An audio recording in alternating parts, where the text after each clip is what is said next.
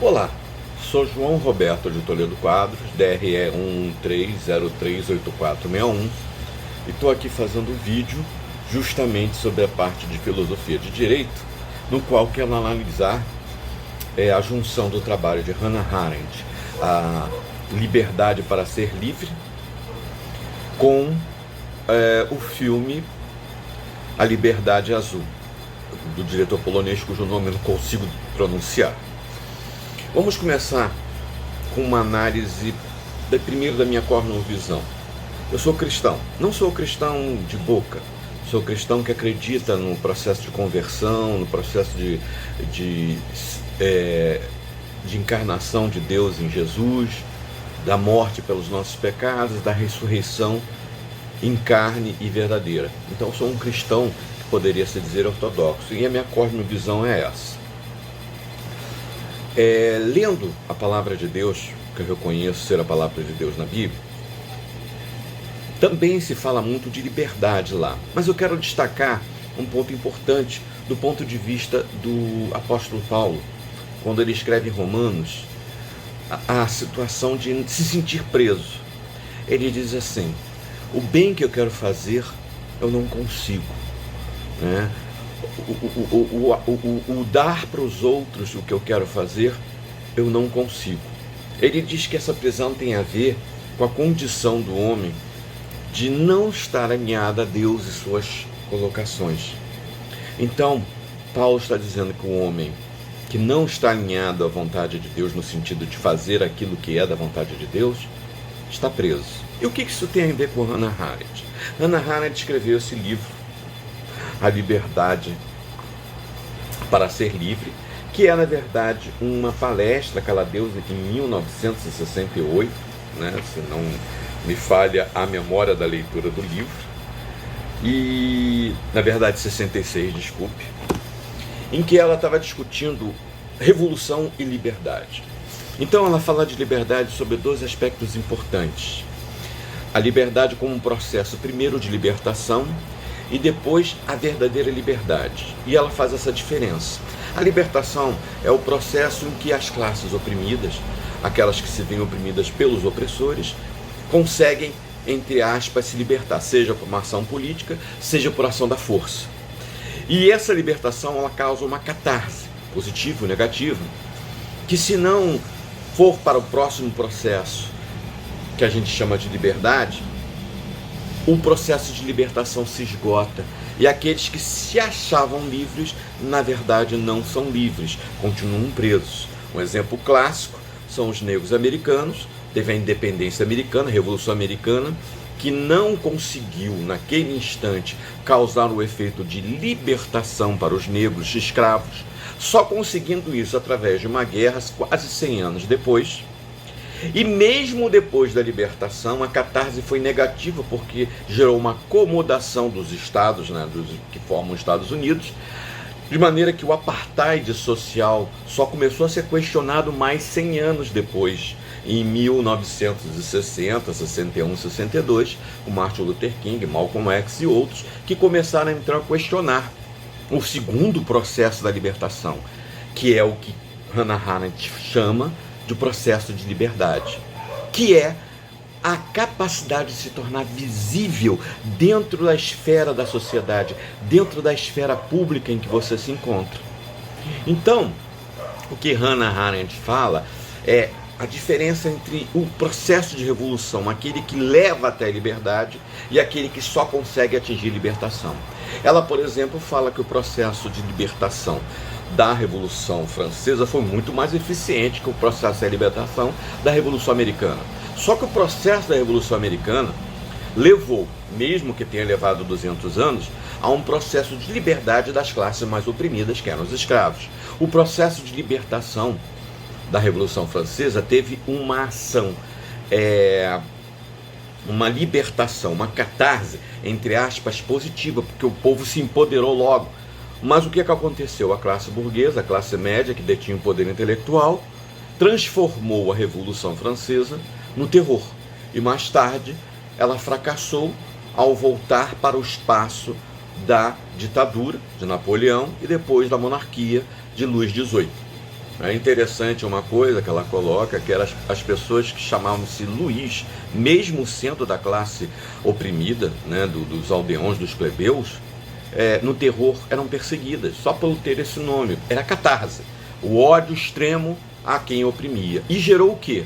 Uma outra opressão, então não houve liberdade. Ela então fala que a liberdade é conseguida quando essa classe oprimida não só alcança a libertação, mas alcança a capacidade de expor a sua voz, de se tornar visível dentro dessa sociedade que a oprime. Voltemos então para o filme Liberdade Azul. É uma trilogia, começa com a Fraternidade é Vermelha, a Liberdade Azul, Igualdade é Branca, do mesmo diretor.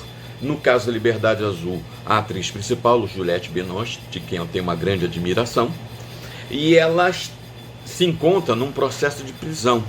Curiosamente, o processo de prisão que muitos se encontram na sociedade moderna, em que se acham livres, mas na verdade estão presos a alguma coisa. No caso, a libertação dela começa com uma tragédia, com a morte do marido, que é um maestro, e a filha. Ela então percebe como a vida dela estava presa à vida do marido. Ela era a mulher do maestro, a mãe da filha do maestro. Por mais que ela expressasse um amor genuíno pelos dois, na verdade a vida dela estava presa a esta condição de ser esposa do maestro. No processo de libertação que começa tragicamente com a morte do marido e da filha, ela começa primeiro a desmistificar o marido. Percebe que o marido tinha uma amante, tinha uma vida paralela, ou seja, ele não era nenhum homem perfeito, era uma pessoa comum como qualquer outra, com desejos, com fantasias, com todas as idiosincrasias que perfazem o ser humano. Então a primeira fase que começa a entrar na liberdade dela é a desmistificação daquilo que você é preso, né? Quando você tem uma imagem errada e falsa daquilo que te prende. Aí a libertação começa com a morte daquilo que aprende e com a descoberta de que aquele que o aprendia, mesmo que pacificamente, era falso, não era verdadeiro. E aí então começa a construir a imagem da liberdade a partir da autocomposição, da visibilidade. Ela começa um relacionamento com outra pessoa que demonstra que ela tem capacidade, mesmo com a ausência do marido, de sentir amor, o outro passo da liberdade, quer dizer, ela está livre para amar, e ela então se assume empoderada e se torna visível, quando ao final do filme, um processo muito grande, que não dá para resumir, assim como o livro da Hannah Arendt não dá para resumir em apenas 2, 3, 4 minutos, né? Ela chega na liberdade absoluta quando ela refaz a sinfonia que o marido estava fazendo para a comemoração da União Europeia. Então, ela deixa de ser a esposa do maestro para ser a maestrina.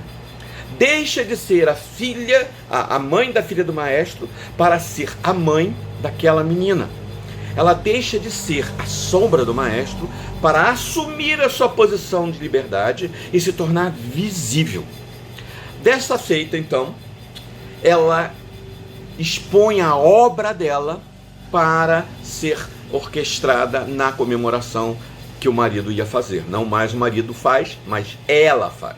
E por que então é importante isso? Porque na orquestração é baseada em outra carta do apóstolo Paulo, aquela que fala sobre amor, que também está na música da Legião Urbana de Renato Russo, Monte Castelo, que começa, né? Ainda que eu tivesse toda a sabedoria, toda a língua, tudo, mas não tivesse amor, eu não seria nada. E aí voltamos para o que eu falei da cosmovisão que eu tenho. Paulo fala, a verdadeira liberdade, na verdade, é fazer o bem ao próximo. E neste caso, como isso conecta ao direito? O direito não pode ser visto apenas como uma forma de uma justiça humana, que é falível. Mas mais do que isso, deve ser um instrumento de serviço para que os oprimidos possam ganhar voz, possam se tornar visíveis. Este é um dos trabalhos que o agente do direito tem que fazer dentro de uma ideia filosófica e até mesmo metafísica, como é a minha visão. Isso não é uma ingenuidade, nem é um romantismo. É um agir, como a nossa querida personagem Júlia, do Liberdade Azul, que na tristeza, por isso o azul, se vê na libertação e na reconstrução da sua identidade, se vê na liberdade e se torna então a dona do seu destino, porque serve aos outros. É com isso então que eu encerro a minha explanação sobre liberdade, partindo de Hannah Arendt, partindo de Liberdade Azul e um pouquinho só da cosmovisão cristã a qual pertenço. Muito obrigado.